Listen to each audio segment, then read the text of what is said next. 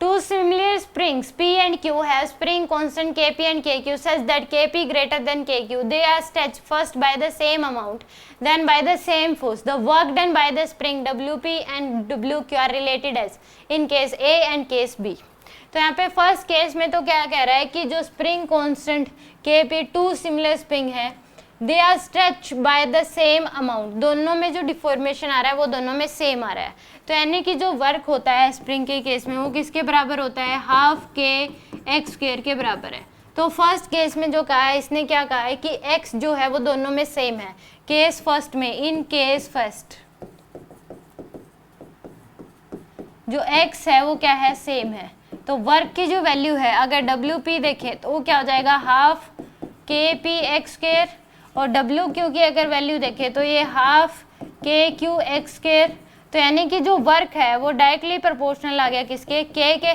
तो यानी कि किसका K ज़्यादा है, KP ग्रेटर देन KQ है। तो फर्स्ट केस में WP ग्रेटर देन आएगा WQ के, फर्स्ट केस में तो WP ग्रेटर देन आएगा WQ के। यानी कि यहाँ पे अगर देखा जाए तो ए ऑप्शन क्या होगा इसका, करेक्ट होगा। ए ऑप्शन क्या होगा इस केस में, करेक्ट। अब सेकंड ऑप्शन में बोला है कि F की वैल्यू सेम है। तो F इक्वल टू स्प्रिंग में जो अगर हम उसको खींचते हैं तो स्प्रिंग फोर्स कितना होता है, F इक्वल टू KX के बराबर।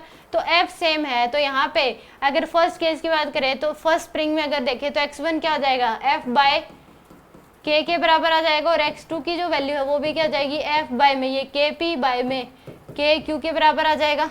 तो यहाँ पे अगर देखें F की वैल्यू दोनों में क्या है, सेम है। तो WP की जो वैल्यू है वो क्या हो जाएगी, हाफ KX की वैल्यू हम पुट करेंगे F स्क्वायर बाय में KP का स्क्वायर, ये KP तो ये कैंसिल आउट। तो हाफ F स्क्वायर बाय में KP के बराबर आ जाएगा वर्क WP की वैल्यू।